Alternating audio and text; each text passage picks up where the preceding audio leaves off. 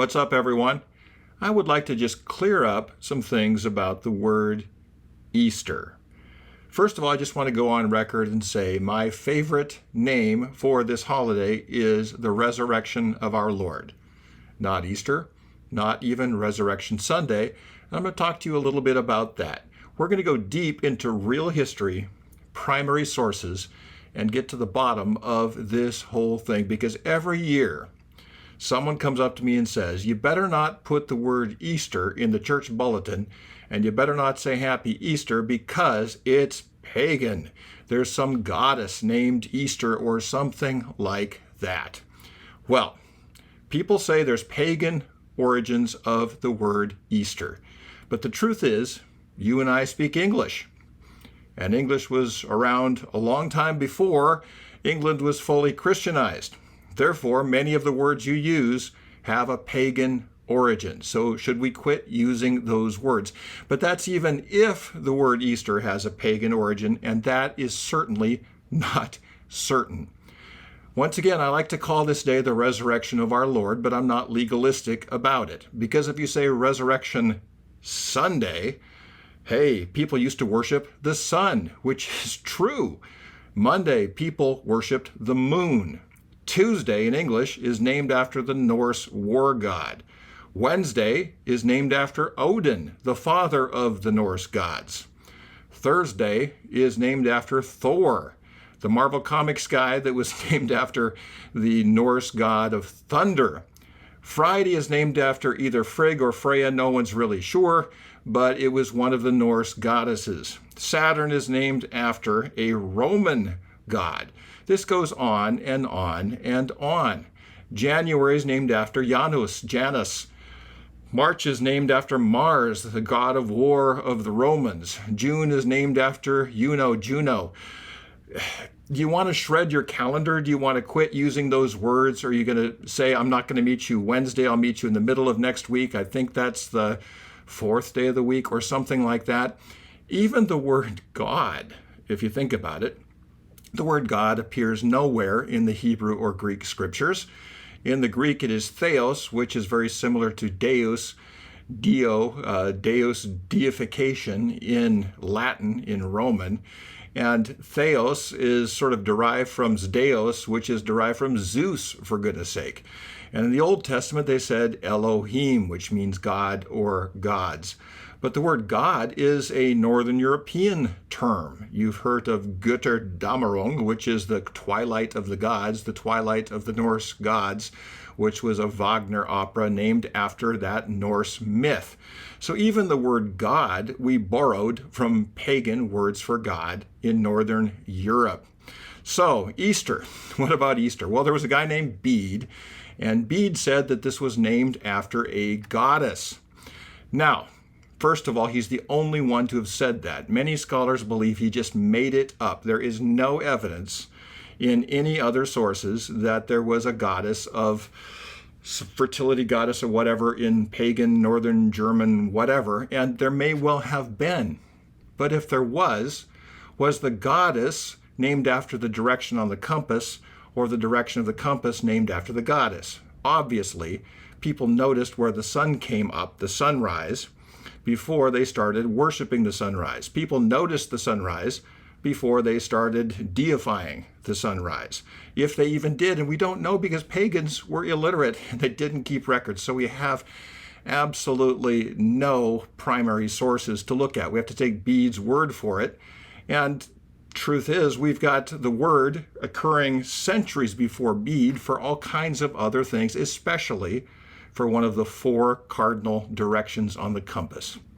Now, you might think true north is the most important direction on the compass. That's because you have a compass.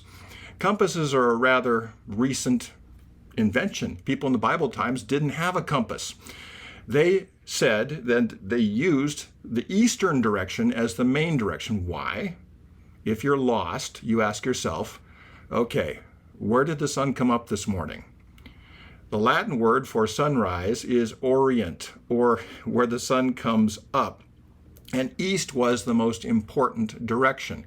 In Northern European, that was called Ost or East, depending on where in Northern Europe you lived. it was extremely important to know where east was. In fact, we say today to be oriented well, have good orientation, is to know where the sun came up that day. Some of you have a good sense of direction. You know which way you're facing. I know that I am facing towards the ocean, which is basically west and south, depending on the angle of the beach for where I live. I have a sense for that. I know where east is. I know where the sun came up this morning. So orientation is really important, and here's something really cool. Something the ancients knew, and you probably don't know, is that on the spring equinox, due east, the sun rises due east everywhere in the world, except for the poles. That is fascinating. That is one of the most important things to know if you're navigating. And back in the days before maps and before compasses, knowing where east was a big deal. And you would celebrate that due east on the spring equinox, and you would mark that spot along the mountains where the sun came up in your village, and that is going to be east. And then from there you can figure out north, south, and west. So east was the most important thing. So what came first, figuring that out or worshiping it? Of course, figuring it out. Well, who created the sunrise? That would be God. There's only one creation and one creator. We don't discount creation just because people have misused it or worshiped it in some other way. The rainbow was the sign of Noah's covenant, and it's a creation of God. It's a beautiful thing. It's been used by political movements for other things. That doesn't mean that we should stop having rainbows around. For goodness sake, rainbows are created by God. So, what are we going to do about this? Bede may well have made it up. But even if he didn't, the sunrise created by God came before the worship of it. The Greek word for resurrection, anastasis, means the coming up out of the grave, which is the same word for their word for east, Anatolia.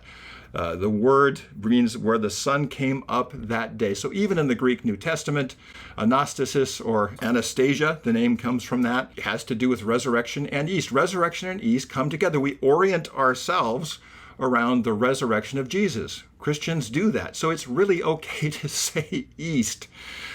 East was invented by God, not by Bede, not by people who worshiped the east. And besides, folks, I'm a monotheist. God doesn't have any competition out there. There are no other gods. There's one creation, there's one creator, and we don't have to get all worked up over all of this other stuff. False gods aren't even gods at all. In the Bible, they pushed over idols and said, these are made of wood, these are made of stone, these things aren't real. There's one creation, one God. He created the east, and on one very special day, every spring, due east is the same everywhere in the world. Let's get oriented around the anastasis, the resurrection of Jesus, which happens to coincide with the Passover and the spring equinox. It's beautiful. You can say Happy Easter without getting weird about it. A little education can cause real problems. Let's go and look at the whole picture. Use common sense, and you understand that you don't have to be linguistically legalistic and get rid of everything with any pagan connotation at all, because the pagan connotations often came after the things themselves. So let's go to the source of things and focus on the source of things. Otherwise, you can have a shredded calendar, and you might even have to change your name. My middle name is Philip, and Philip of Macedon was a pagan, so I suppose I should change my middle name. Not going to do that. Let's quit being legalistic. Let's wish people a happy Easter. I prefer the resurrection of our Lord, but that's a mouthful to greet people with. Happy Easter to all of you, and I'll talk to you again tomorrow.